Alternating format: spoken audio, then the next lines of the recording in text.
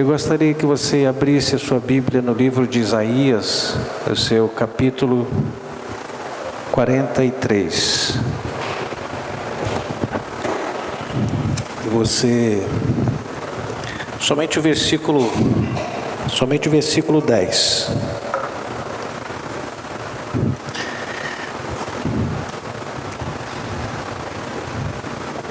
Que diz assim: vós sois as minhas testemunhas, diz o Senhor, o meu servo, a quem escolhi, para que o saibais e me creiais e entendais que sou eu mesmo, e que antes de mim Deus nenhum se formou, e depois de mim nenhum haverá. Feche os seus olhos. Obrigado, Senhor, por estar aqui na Tua presença, na Tua casa, onde temos a oportunidade de estar meditando nestas sagradas letras.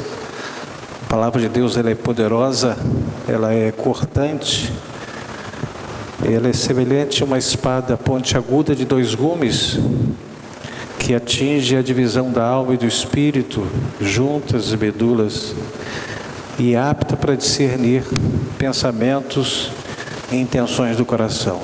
Então, Senhor, nesta oportunidade, fala conosco, para a glória do Teu nome. Amém. Pode sentar.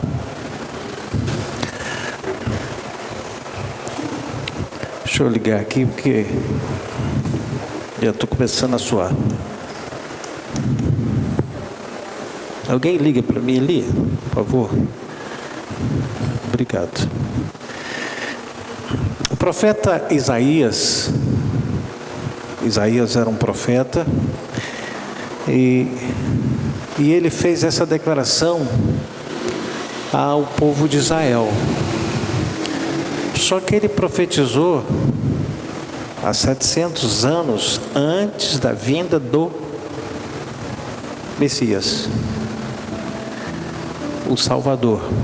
Ele falou sobre isso para o povo de Israel, dizendo que eles deveriam ser as testemunhas da vinda do Messias, do Deus que é o Deus de toda a terra.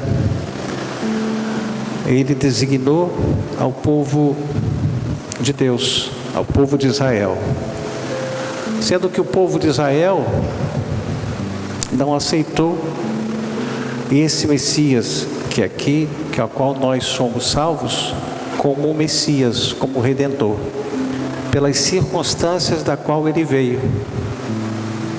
Eles estavam esperando um rei que viesse toda pompa, um trono, mas ele veio e nasceu numa manjedoura. Então eles não aceitaram, eles rejeitaram. O profeta Isaías afirma que o povo Israel, ela é testemunha de Deus.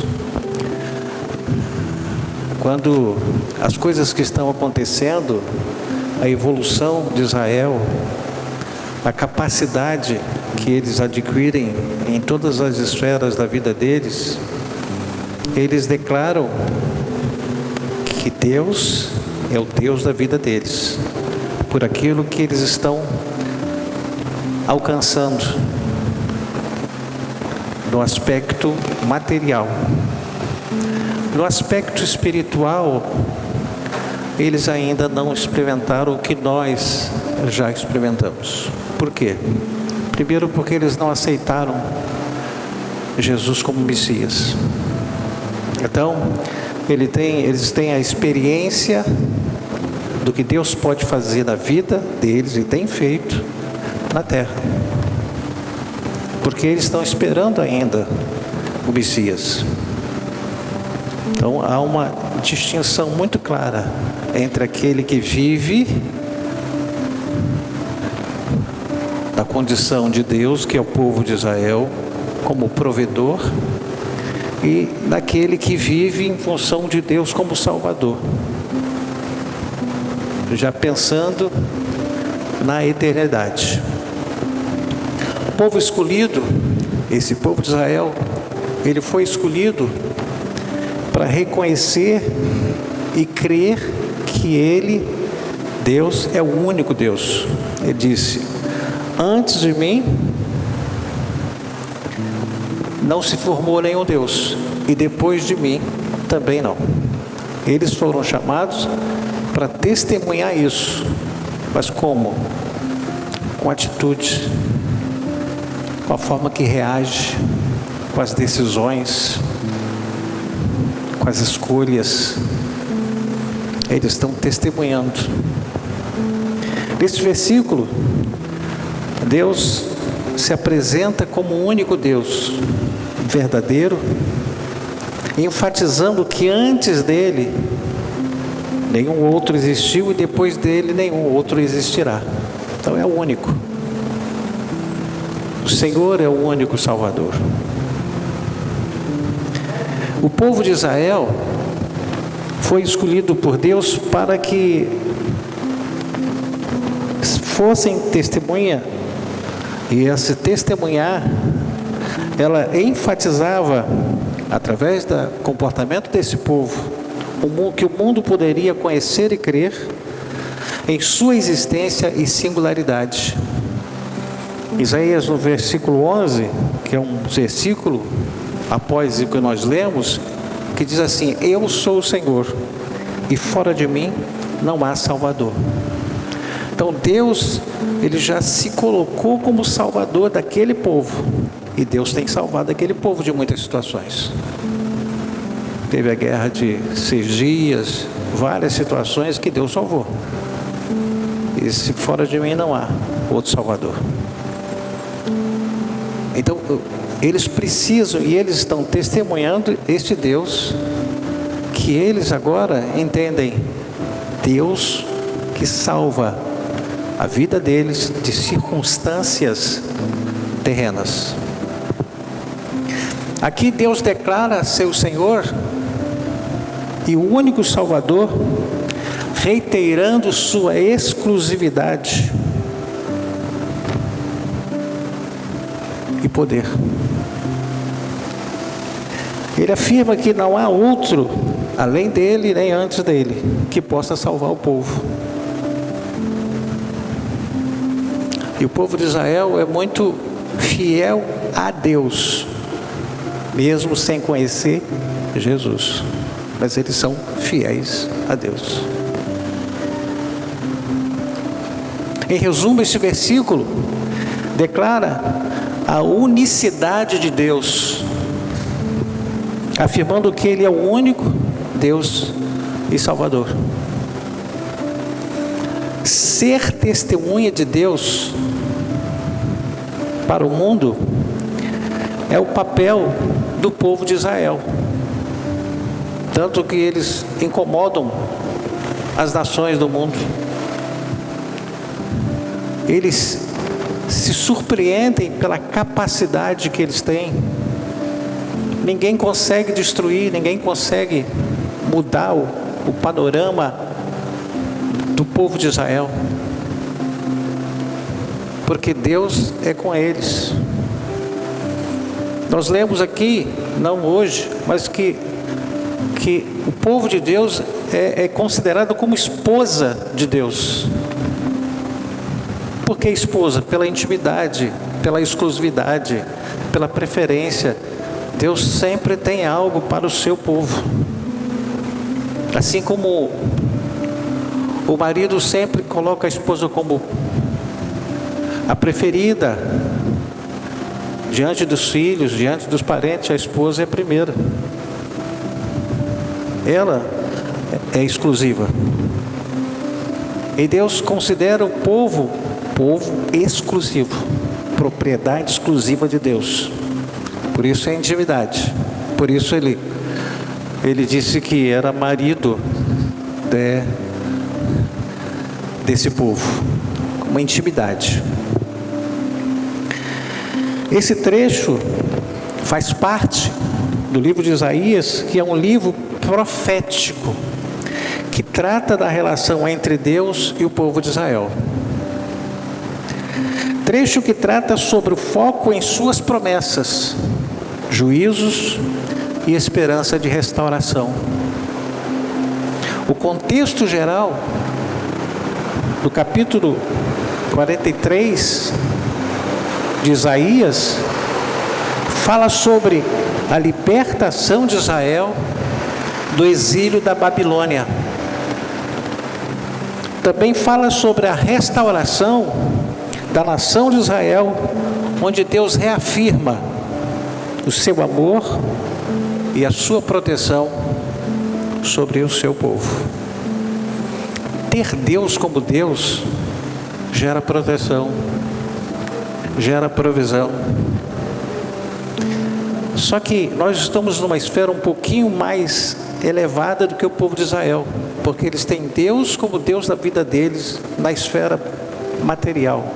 Nós temos Deus na nossa vida na esfera material e temos Jesus Cristo na esfera espiritual, porque Ele é que nos salva, é Ele que nos leva para a eternidade para viver com Ele.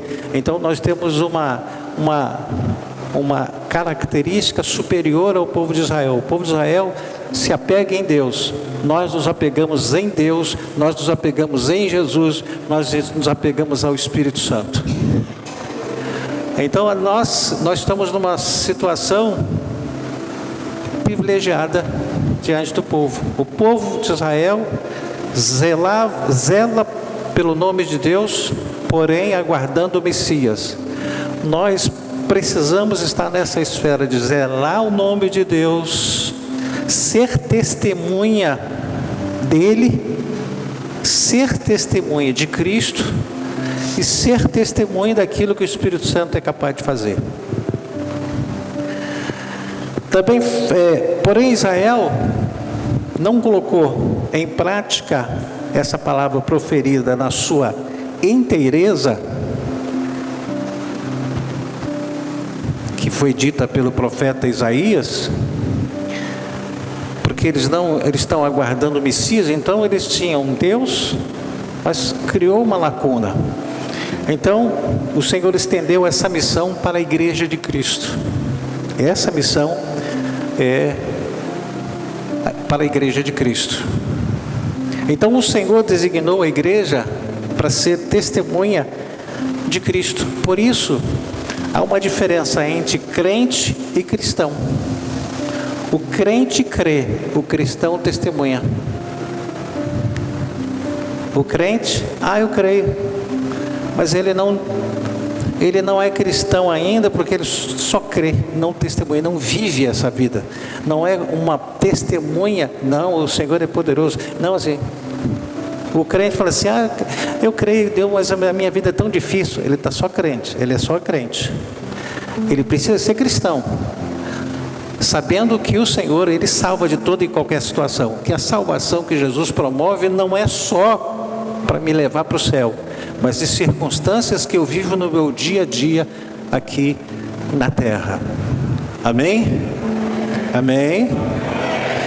Em Atos capítulo 1, versículo 8, Lucas, que escreveu o livro de Atos, diz assim: mas recebereis poder ao descer sobre vós o Espírito Santo, e sereis minhas testemunhas, tanto em Jerusalém, como em toda a Judeia e Samaria, e até os confins da terra. Então, Deus designou à igreja, aos cristãos, a responsabilidade de testemunhar. Como? Falando, olhando, reagindo, decidindo, escolhendo, expressando, comportamentalmente, eu estou testemunhando alguma coisa. Quando você está zangado com alguém, você está testemunhando que essa pessoa falou o que não devia. Mas quando eu reajo de uma forma que o Senhor revestiu você, Você está sendo testemunha que Deus é com você e que aquilo que a pessoa falou para você, que reagiu a você, que julgou você, não vai representar nada, porque você não é testemunha do que ele está falando, você é testemunha do que Deus falou para você. Observe que Deus capacitou a igreja para ser sua testemunha aqui na terra. No capítulo 2 de Atos, no verso 1, 2, 3, 4, diz assim: ao cumprir-se o dia do Pentecostes, estavam todos reunidos no mesmo lugar. De repente veio do céu um som como de um vento impetuoso e encheu toda a casa onde estavam assentados. E apareceram distribuídas entre eles línguas como de fogo, e pousou uma sobre cada uma deles, língua sobre cada uma deles. Todos ficaram cheios do Espírito Santo e passaram a falar em outras línguas, segundo o Espírito lhes concedia que falassem. E ao derredor havia muitos estrangeiros, pessoas de várias nações, que viviam para aquelas redondezas. E aquele estrondo foi tão intenso que eles começaram a ouvir essa evidência, essa intensidade da nação de origem deles. Cada um tinha algumas pessoas tinham as suas origens diferentes, e Deus dava para aquelas pessoas que estavam no cenáculo, 120 pessoas aproximadamente, línguas diferentes, mas na linguagem sempre de alguém que estava lá de fora, que não conhecia Jesus, mas a expressão alcançava essas pessoas. Era o dom, as línguas repartidas. E as pessoas diziam: estão ouvindo será que ele é de lá, da minha terra? E houve uma comoção e houve uma surpresa, todos ficaram surpreendidos com aquilo que estava acontecendo. Deus estava falando para aqueles que estavam ali, 120, que eles deveriam testemunhar. E a forma como eles foram cheios, eles já estavam testemunhando sobre Cristo, sobre o poder do Espírito Santo. Esta responsabilidade, ela continua. Eu preciso ter uma linguagem que a pessoa vai entender. Eu preciso ter uma postura comportamental que a pessoa possa entender e definir que há alguma coisa diferente e chamar a atenção, como chamou a atenção daqueles. Então nós fomos chamados para fazer a diferença. Nós não somos chamados para ser iguais, mas para sermos diferentes. E aqueles 120 fizeram uma diferença surpreendente, porque eles eram povo de uma nação e eles falaram a linguagem de várias nações. Eles fizeram a diferença, eles já começaram a testemunhar ali mesmo. O derramamento do Espírito Santo foi um ponto crucial na narrativa bíblica, que marcou o início impactante testemunhal através de Pedro, que levou muitas pessoas a se converterem ao Senhor. Pedro, cheio do Espírito Santo, não hesitou em confrontar a multidão que estava ali, que se ajuntou, com a verdade sobre Jesus, apontando como Senhor e Cristo, e chamando o povo ao arrependimento.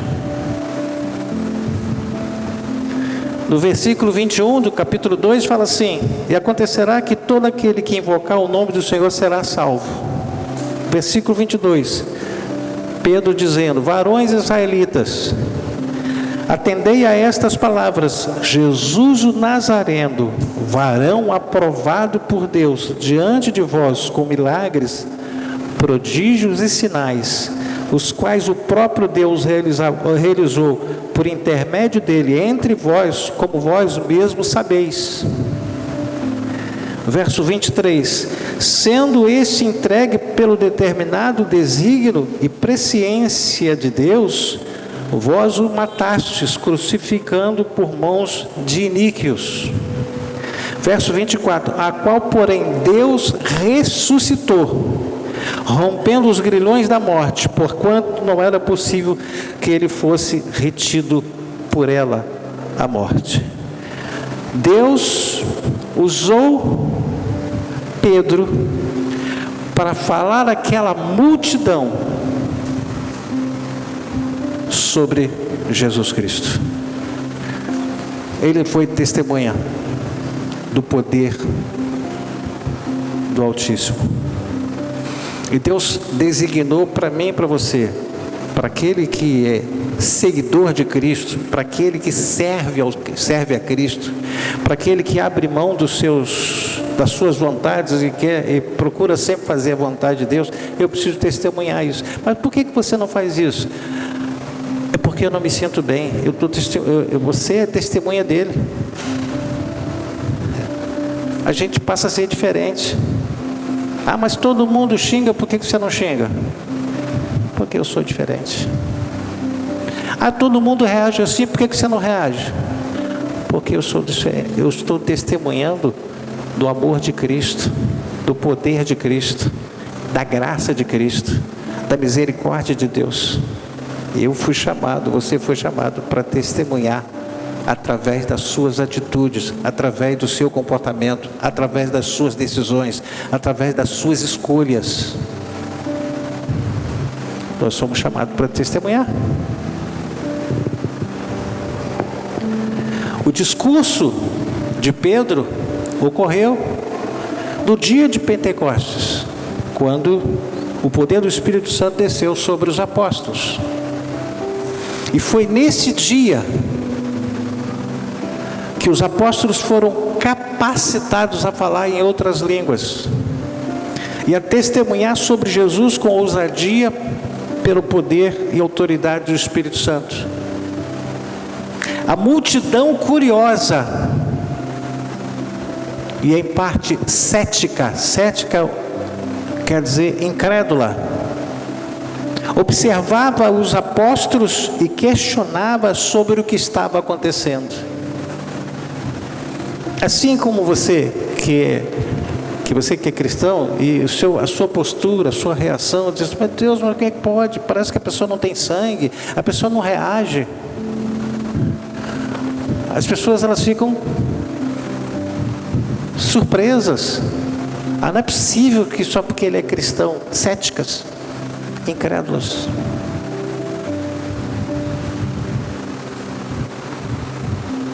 Nós estamos testemunhando que Deus está acima de qualquer julgamento, de qualquer incredulidade, de qualquer dúvida. Ele é Salvador. Então Pedro se levantou com voz forte, com convicção, veemência, determinação. Declarou que eles não estavam embriagados. Não, eles não estão embriagados não. Mas sim cheios do Espírito Santo, conforme a profecia lá de Joel. Havia ousadia e intrepidez no apóstolo Pedro, como escreveu o profeta Joel, que está escrito aqui, capítulo 2, versículo 28, 29 e 30.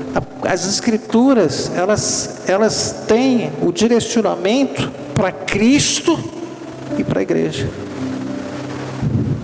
Para Cristo como Salvador, e para a igreja para testemunhar esse Cristo que salva. E Ele continua salvando, Ele continua perdoando, Ele continua lavando, purificando de todo pecado. É esse testemunhar. O profeta Joel diz assim: e acontecerá depois que derramarei o meu espírito sobre toda a carne, Vossos filhos e vossas filhas profetizarão, vossos velhos sonharão e vossos jovens terão visões. Até sobre os servos e sobre as servas derramarei o meu espírito naqueles dias. Mostrarei prodígios no céu e na terra, sangue, fogo e colunas de fumaça. Isso foi dito há algumas centenas de anos atrás, do que Pedro declarou. Disse o profeta Joel que isso ia acontecer e está acontecendo. Pedro disse que esse poder não era apenas para eles, mas para toda a humanidade. Jesus não veio salvar alguns, Jesus veio salvar todos. Mas através de quê? Ou através de quem? É através da palavra. Há um texto que diz assim: quem creu na nossa pregação? Mas alguém pregou? Alguém testemunhou? Com a vida? Com a sua forma de agir e reagir? Como é que uma pessoa vai crer se ela não conhece nem quem é Jesus, a sua essência, o que Ele é capaz de fazer? Porque eu não estou testemunhando o que Ele é capaz de fazer, porque a minha vida não traduz o que Ele é capaz de fazer. Eu preciso ter essa postura, esse comportamento que traduz que eu estou testemunhando que Jesus é bom, porque a bondade dele está dentro, a graça dele está dentro, o amor dele está dentro, as misericórdias do Senhor estão dentro. Então nós somos chamados para testemunhar. Após essa explicação, Pedro passou a apresentar Jesus. Gente, se a gente fala assim, o povo, muita gente não está crendo mais, não está aceitando Jesus, mas ele está sendo anunciado? Estão falando de Jesus como Salvador ou como um abençoador? O ponto principal de Jesus é a salvação. Eu preciso garantir o meu nome lá no livro da vida, e eu vou testemunhar que eu tenho Ele como meu Salvador, meu Senhor, e o Senhor da minha e eu sou servo. Ele é o provedor da minha alma, provedor da minha vida, vida material. São duas coisas distintas que a Bíblia registra. São 66 livros, a Bíblia, que fala de muitas histórias de provisão da terra, de comportamento, de situações, de enfrentamentos de situações adversas, mas que Deus sempre esteve presente, intervindo, agindo de uma forma tal que o povo foi sempre abençoado. O sofrimento do povo foi pela rebeldia do povo, pela obstinação do povo, pela distanciamento do povo. Ele sofreu as consequências. Mas aquele que está próximo, aquele que está junto, aquele que está seguindo a Jesus, seguindo a Ele, é através da palavra, gente. Como é que eu vou seguir Jesus se Ele não está aqui fisicamente? Eu vou seguir através do que está escrito. A Bíblia fala que, Jesus falou que nós temos que perdoar 70 vezes 7. Você perdoa 2, 3 vezes, a próxima não perdoa mais. Mas a Bíblia fala de 70 vezes 7.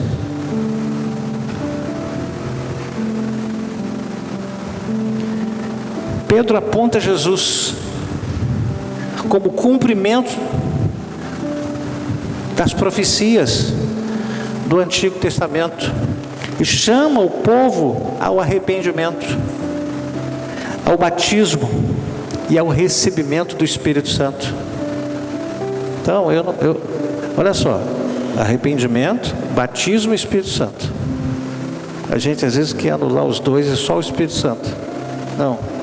Arrependimento, batismo e o Espírito Santo. Processo: arrependimento, batismo e o Espírito Santo. O Espírito Santo convence, mas ele não entra se não houver arrependimento. Ele diz assim: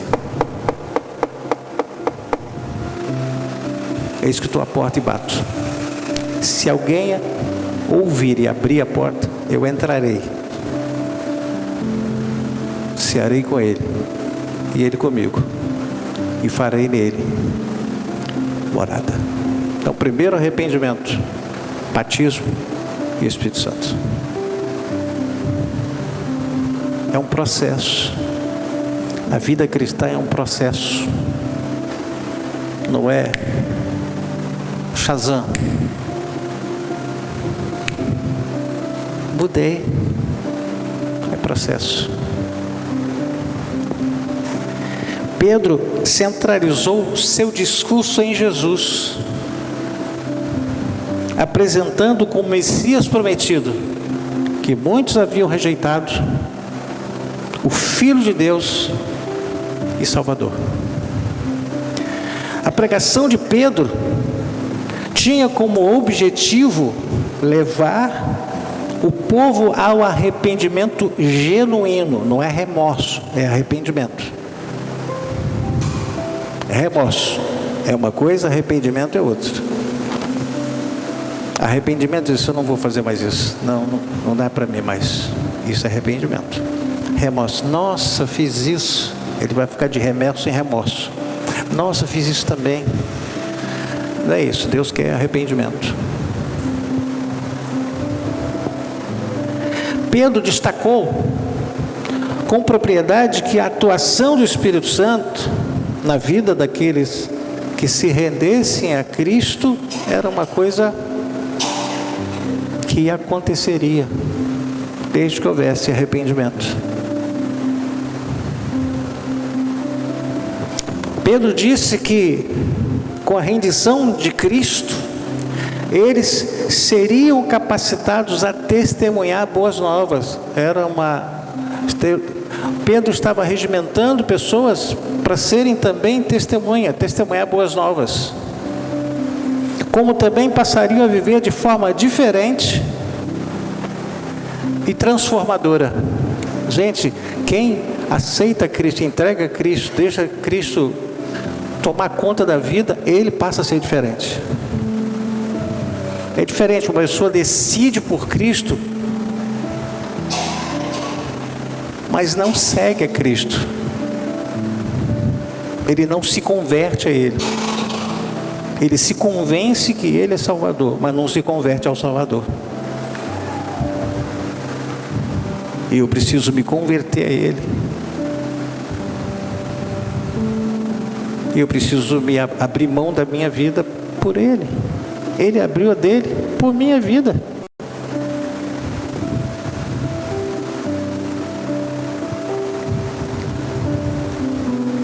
Pedro demonstrou que a vida, morte e ressurreição de Cristo cumpriram as profecias do Antigo Testamento, validando assim a sua mensagem. O discurso de Pedro de Atos 2 é um testemunho poderoso da fé cristã. O discurso de Pedro foi um chamado ao arrependimento e uma demonstração de poder transformador do Espírito Santo. Deus continua transformando.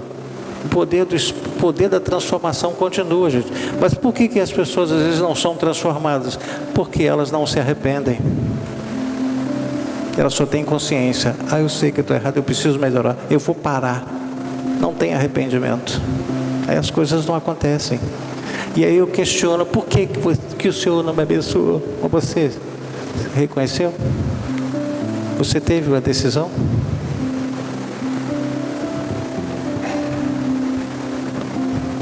O discurso de Pedro é o exemplo de como a mensagem do Evangelho pregado com ousadia e convicção pode alcançar o coração das pessoas, levando-as à salvação. O discurso de Pedro não apenas convenceu os ouvintes da verdade sobre Jesus, mas também os levou a uma ação decisiva de arrependimento. Não adianta só eu saber quem Ele é, mas o que eu vou fazer por aquele que eu sei quem Ele é. Pedro diz assim: arrependei-vos. João Batista diz: arrependei-vos. Não é só ter ciência, é aceitar a confrontação bíblica na minha vida.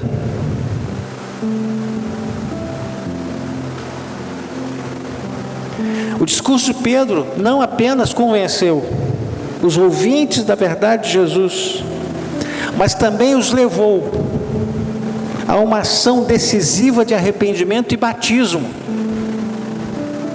De tanta intensidade, de tanta convicção que eles adquiriram por aquilo que Pedro havia pregado,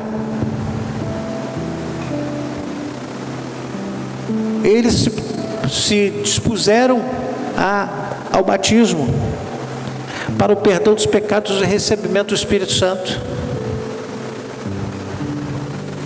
Então nós aqui estamos aqui na condição de filhos,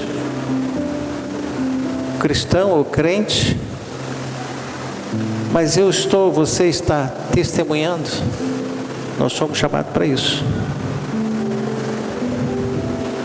Não fomos chamados para dizer: Jesus é bom com minha roupa.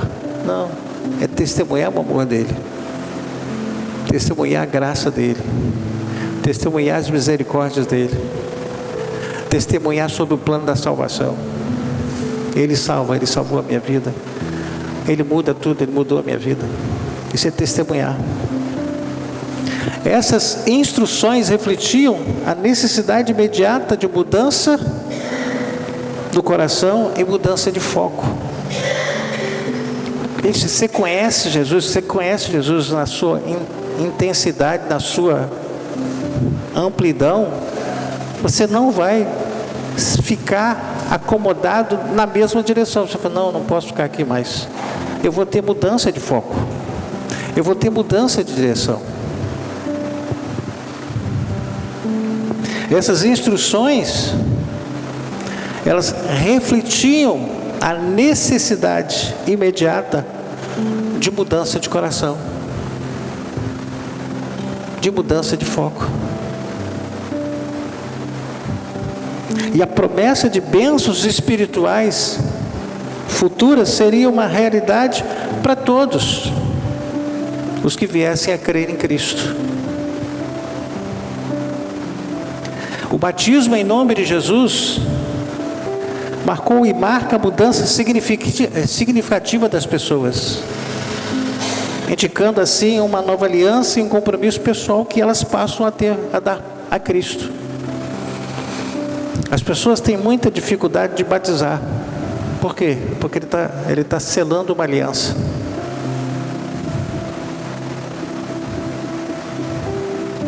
Meu tempo que eu cuidava de novos convertidos, às vezes estava lá 10, 15, 20, fazia lá 3 meses de estudo, e no final assim: e aí, está pronto o batismo para domingo? Tudo. Não, eu vou esperar mais um pouco. Não, eu também acho que eu vou esperar mais um pouco. E você: não, eu quero. Mas eles decidiram com consciência. Eu não posso tomar decisão inconsciente, sem saber o que estou fazendo. Fulano vai, eu também vou. Tem gente que batiza porque eu estou batizado. Eu também quero, mas não tem consciência do batismo, do que significa isso. Batismo é o símbolo do sepultamento do velho homem e o ressurgimento da nova criatura. É o símbolo, é uma aliança feita, declarada, testemunhada. À noite, alguém que ainda, nesta noite, quem sabe alguém ainda, eu creio que todos aqui já têm o conhecimento de Cristo, Olha, quem é Cristo? O profeta Isaías, lá no livro de Isaías, capítulo 9, versículo 6, ele fala sobre Jesus. E ele, há 700 anos, ele estava dizendo, porque um menino nos nasceu, Jesus. 700 anos que aconteceria depois. O profeta já estava falando assim. Porque um menino nos nasceu, Isaías 9, 6. Um filho se nos deu. E o governo está sobre os seus ombros. E o seu nome será Maravilhoso, Conselheiro, Deus Forte, Pai da Eternidade, Príncipe da Paz. Esse é o Jesus que você e eu conhecemos e aceitamos e entregamos a nossa vida. Mas eu preciso testemunhar isso com a minha vida. Dar um bom testemunho de cristão. Se alguém lhe atingiu uma face com palavras, não revide, ofereça outra. Você tem e eu temos uma responsabilidade de testemunhar. Jesus, o tempo de salvação chegou. Estamos no caminho da eternidade. Nós sabemos para onde vamos, mas muita gente não sabe. Muita gente está pensando que todo caminho leva a Deus. Pode levar para Roma, pode levar para qualquer outro lugar, mas para Deus só tem um caminho. Jesus disse, eu sou o caminho. Se não for através de Jesus, não tem saída para essa pessoa. Ela pode caminhar muito bem, mas no final ela não vai chegar a lugar algum, porque ela não está no caminho, que é o único, que é o Senhor Jesus. Eu sou o caminho, verdade e vida. Ninguém vem ao Pai a não ser por mim. Ele colocou nesse caminho, a pessoa vem e passa por ele para ir a Deus. Tem gente que quer ir para Deus sem passar por ele, não vai chegar. Tem que passar por ele, tem que entregar a vida para ele, tem que ter o selo, tem que ter a graça, tem que ter o perdão, tem que ter o poder da purificação. Aí chega Deus. Por isso ele se sujeitou a sofrer o que sofreu. Você guarde essa palavra no seu coração. E se você precisar de tomar qualquer outra, mudar a sua posição, a sua direção, faça isso. Sabe por quê? Porque Deus te chamou. Primeiro, para salvar. Segundo, para testemunhar. Para depois chegar para Deus. Então esse processo não tem como fugir. Então, pensa, medita. Remoe isso dentro de você. Vai lá. Quem você é para Deus? Ele te chamou para quê? Qual é a sua função aqui na terra? Só cuidar de filho? Só cuidar de marido? Só cuidar de esposa? Só para trabalhar? Você pode fazer tudo isso, mas nunca se esquecendo que nós fomos chamados para testemunhar. Feche os seus olhos, por gentileza. Pai, te agradecemos, Senhor, porque nós mudamos de pensamento, nós mudamos de direção, nós mudamos de conceito, mas Tu continuas o mesmo. A Tua palavra é verdade. Então, Senhor, nós queremos nos colocar diante de Ti como testemunha de quem és, do que fizeste, Tu realizaste. Queremos testemunhar do Seu amor, o amor de Deus que nos amou de tal maneira que entregou o Filho, o único Filho, para morrer em nosso lugar. Então, Senhor, te pedimos, ajuda-nos a ser testemunhas do reino de Deus, do amor de Cristo, da graça de Cristo. Obrigado, Senhor, por este culto.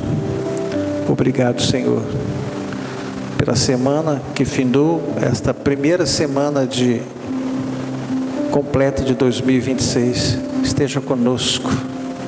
Ajuda-nos a ser testemunhas junto à nossa família, junto às pessoas que são companheiros de trabalho, companheiros na faculdade, companheiros no colégio. Senhor, ajuda-nos a ser testemunhas de Cristo, e o nome do Senhor possa ser glorificado.